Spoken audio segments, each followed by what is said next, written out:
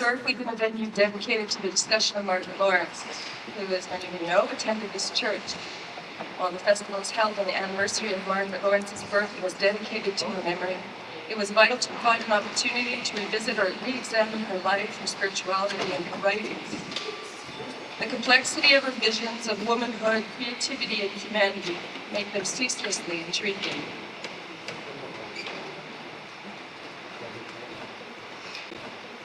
We're very happy this year to have one of the preeminent experts on the life and writings of Margaret Lawrence. Nora Foster Stovall has been a professor of English at the University of Alberta for over 20 years, where she teaches 20th century literature. She has published Rachel's Children, Margaret Lawrence's A Just of God, and Stacey's Choice, Margaret Lawrence's The Fire Dwellers, and edited Heart of a Stranger, a compilation of Margaret Lawrence's earlier writings and long drums and canons, among many, many others. Ms. Stovall's latest book is due out on September 1st. Divining Margaret, a study of her writing, examines all of Lawrence's important works from early to late and investigates the evolution of the author's vision and creative style. Please join me in welcoming Nora Foster Stovall.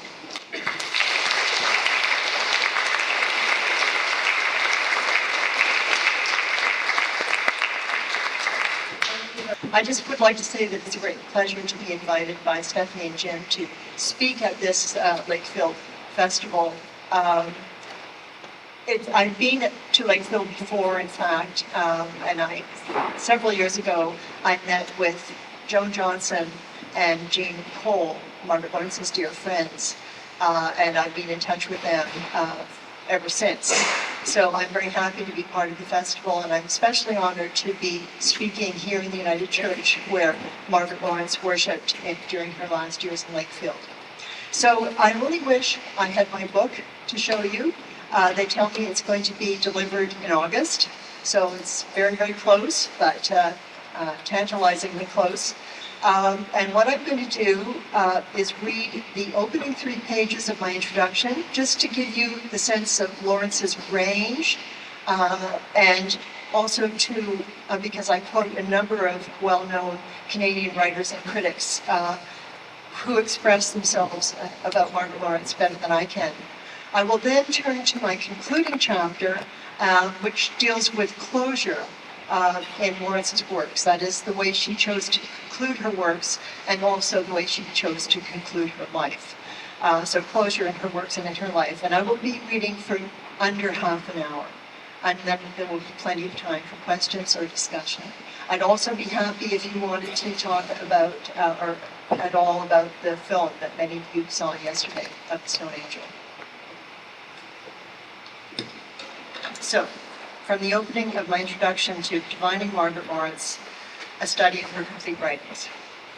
Margaret Lawrence has been called Canada's most successful novelist by Joan Caldwell in the Oxford Companion to Canadian Literature, the most significant creative writer in Canadian literature by J.A. Wainwright in A Very Large Soul, Selected Letters from Margaret Lawrence to Canadian Writers, the best-known and most successful Canadian novelist of her generation by John Lennox in Margaret Lawrence and Friendship and Letters, and the most renowned writer in Canadian literary history by James King in The Life of Margaret Lawrence.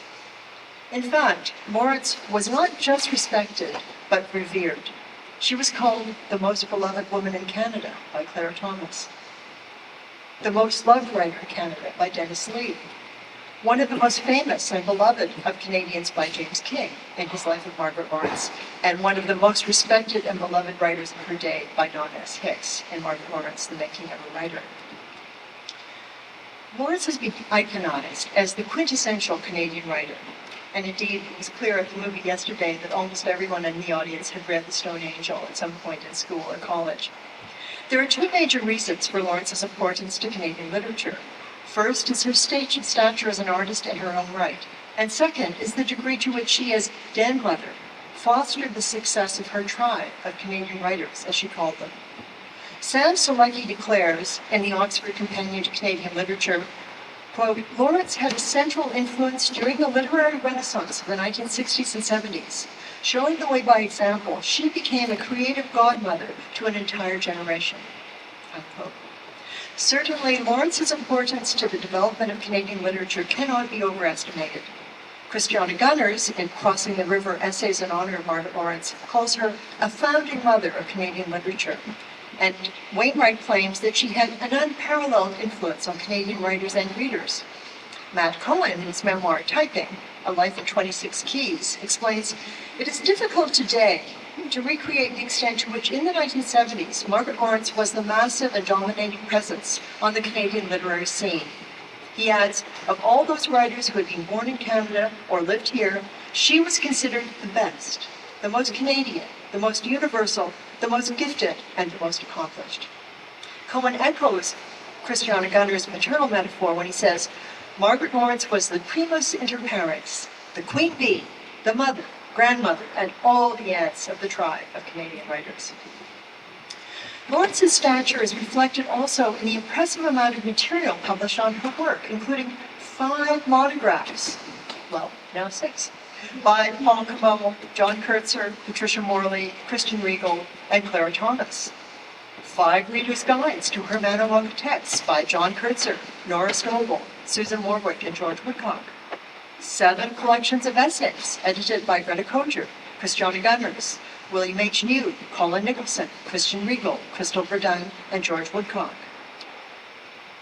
4 collections of her correspondence with Al Purdy, Gabrielle Roy, Adele Wiseman, and others, edited by John Lennox, Ruth Panofsky, Paul Saucon, and Andy Wainwright, plus 3 biographies by James King, Lionel Powers, and Don S. Hicks. That is a massive amount of work, especially since her death just over 20 years ago. Margaret Lawrence is, of course, most famous for her Manawanka cycle of Canadian fictions: The Stone Angel, Just of God, The Fire Dwellers, A Bird in the House, and The Diviners. When Malcolm Ross, as editor-in-chief and creator of McClellan and Stewart's New Canadian Library, and actually he was her teacher, he was also my teacher, asked Canadian teachers and critics in 1982 to name the best Canadian novels, The Stone Angel topped the list of the top 100 novels. That was called List A. Lawrence also bookended List B of the top 10, framing the top 10 with The Stone Angel as number 1 and The Diviners as number 10. More recently, the University of Toronto's 1999 survey of the top 100 Canadian novels placed both these novels in the top 10 once again, with The Diviners as number 1 this time, and The Stone Angel as number 6. Certainly, The Stone Angel, as the first of her Manawanka texts, made a powerful impression on Canadian readers and critics. Matt Cohen says, "Of all her many books, which were considered to be indubitable classic masterpieces, the most masterful masterpiece of all was considered to be The Stone Angel." Bill New judges The Stone Angel one of the most illuminating literary experiences in recent Canadian fiction. Clearly, The Stone Angel, followed by the other 4 Manawanka texts, established Lawrence as a major Canadian novelist. John Lennox and Ruth Panofsky claim, with the appearance of The Stone Angel and the subsequent works of the Manawanka cycle, Lawrence steadily became the best-known and most successful Canadian novelist of her generation. George Woodcock asserts in his introduction to The Stone Angel, "The Stone Angel established Margaret Lawrence as a leading Canadian novelist. The publication of The Stone Angel was hailed as marking the appearance of a new and original literary talent on the Canadian literary horizon, and rapidly made Lawrence the most important novelist in that vitally formative period of Canadian writing, the late 1960s and early 1970s." Unquote. Lawrence's Manawanka cycle of Canadian novels resonated in the Canadian mind, establishing her as the quintessential Canadian writer. Kristen Riegel, who's also my student, claims in his introduction to Challenging Territory, the writing of Margaret Lawrence, "Margaret Lawrence touched Canadians like no other writer during her celebrated life and career. A nerve was struck in the Canadian psyche." Unquote. Ironically, however, this lionizing of Lawrence as a quintessential Canadian writer by Canadian readers and reviewers, at a time when Canada was establishing its own sense of national identity, as witnessed by the Great Flag Debate, which coincided historically with the creation of Lawrence's Manawanka books, has worked against her because it has led her greatest admirers to ignore or neglect other significant segments of her work. Lawrence's genius extends beyond the limits of nation, culture, or genre. Her oeuvre includes African as well as Canadian books, actually 5 African as well as 5 Canadian books, life writing as well as creative fiction works, children's books as well as adult texts, poetry as well as prose. Only by considering her corpus of work can one appreciate the full range of her achievement. Dividing Margaret Lawrence, a study of her complete writings, explores her achievement in all these areas, and by examining her entire oeuvre, it traces the development of her artistic genius. So I'm going to stop there. That's just the opening of my introduction, and after that I talk about her African works, and then her Canadian works. So I'm going to turn now, unless there are any questions about that, I'm going to turn now to my concluded chapter, which is about 10 pages. And I title it, The Mystery at the Core of Life, Lawrence's phrase, Closure in the Text's Career and Life of Margaret Lawrence. It seems appropriate to conclude the study of Lawrence's oeuvre with a consideration of her use of closure, for closure clarifies the pattern of the text, and hence the author's statement, as Frank Kermode argues in his book, The Sense of an Ending. Aristotle insists in his Poetics that a work should have a beginning, a middle, and an end, and he defined the ending as that which has nothing following it. But Virginia Woolf suggested in her essay, Mr. Bennett and Mrs. Brown, that in the interest of realism, fiction should avoid the logic of beginnings, middles, and ends. Recent women writers are intent on writing beyond the ending. Lawrence, in her fiction, employs open endings that affirm the possibility of a future. Closure usually represents the resolution of a dilemma, and this is true for all Lawrence's fiction. Her Manawaka protagonists are paralyzed by a problem in the present. In A Just of God, Rachel Cameron is imprisoned in a prolonged adolescence by her possessive mother, May, and her own neuroses. In The Fire Dwellers, Stacey Cameron McKendra, Rachel's sister, is trapped by the four walls of her home with 4 children and an uncommunicative husband. Vanessa McLeod feels jailed by her childhood and her authoritarian grandfather in A Bird in the House. Maura Gunn is suffering from an acute case of writer's block in The Diviners, and her Hagar Curry Shipley of The Stone Angel is, of course, dying. Ultimately, they survive with a little help from their friends. A friend like Rachel Cameron's colleague, Callie Mackie. A lover like Stacey McKendra's Luke Venturi. A family member like Hagar Shipley's son, Marvin. Or even a patron saint like Maura Gunn's St. Catherine Poitrel.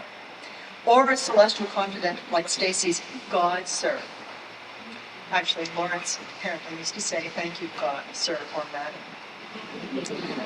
So they can overcome the problems of the present and proceed into the future.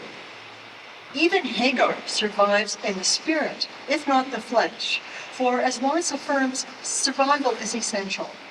By survival, however, she does not mean merely continuing to exist, but rather, quote, to survive with some dignity. She insists that the theme of survival is central to her Manawaka cycle. She writes, the quest for physical and spiritual freedom, the quest for relationships of equality and communication, these themes run through my fiction and are connected with the theme of survival. Not mere physical survival, but a survival of the spirit, with human dignity and the ability to give and receive love. The script, as Kara Skoglund had written it, and I think that was a very good way to proceed, and so that's sort of how I'm proceeding, because I thought the realization was just excellent. I think she said in a letter to a friend once that writers are not supposed to write about their own lives, but only jerks believe it. So, for example, this wonderful collection of short stories, A Bird in the House, she acknowledged to be based on her own family and childhood, and she calls it semi-autobiographical fiction. She calls The Diviners a spiritual autobiography. In other words, she may not have done all the things that Maura Gunn has done, but she has inhabited the same places of the heart. And I think that's certainly true for Stacey. She wrote that when she was writing The Fire Dwellers, it was as if she had 6 children, her own 2 and Stacey's 4. She definitely became her characters while she was writing. She called herself a method writer, and she became possessed by her characters. And even A Just of God, Rachel is is another side of Lawrence, I would say. Although people in Neepawa, including her cousin Catherine Mill, believe that she based the character of Rachel Cameron on Catherine, and Catherine wasn't very happy about that. The people in Neepawa also don't appreciate Bird in the House in terms of the way Lawrence depicted her grandfather, Simpson, in the figure of Grandfather Connor. So people in the town are aware how close to the bone that fiction really is. Yes, I see two here in a moment. But in the deathbed scene, I think it's very important that when he says, "I'm sorry if I've been cranky with you at times," she says, "You've been a good son, a better son than John." And that is what she thinks it's a lie, a loving lie, but of course it's not a lie. And that's when he goes out and says she's a holy terror, which I would use as a title for an essay on the Stone Angel. Well, I think that's a very good point, and I think you can certainly look to the afterwards in her memoir, Dance on the Earth, because some of her essays are there. I think she did want very much, she was very much a favorite piece, but as you say, she was very shy. She was not a public speaker. She was terrified of publicity tours, and I think this is interesting because whenever I've been at a conference, especially in the US, I take a copy, or give a copy, or send a copy of usually the Stone Angel, maybe the Diviners, to a colleague, and they are just blown away by Lawrence. And these are English literature specialists, and they have never heard of her. And it's been very difficult to get hold of her books in the US. She's not well known outside of Canada. And I never had the pleasure that I'm sure many of you here had of meeting Margaret Lawrence, except knowing her through her friends like Jean and Joan. And so I feel almost a sense of mission, that people like myself can do what she wouldn't do for herself. And that is to promote her reputation and her work and encourage people to read her. Yes. I myself am almost grateful that I didn't read The Stone Angel in school, because that novel is so painful that it's very hard to appreciate it when you're young. I saw aspects of behavior. I can see myself as a hater. Right. But I think her works will continue to be taught. I teach her works whenever I can. I teach graduate seminars on Lawrence's works. And students really enjoy the works. And something like A Bird in the House works very well in freshman English. So I don't think there's any question that she is a classic, and does it not just in Canadian terms. She's a classic writer in international terms, and I don't think that her work is going to cease to be important. I would like to see it better known outside of Canada, especially in the US. We can continue the discussion. There'll be some book signings through these doors into the friendship room, and I hope it was a pleasure.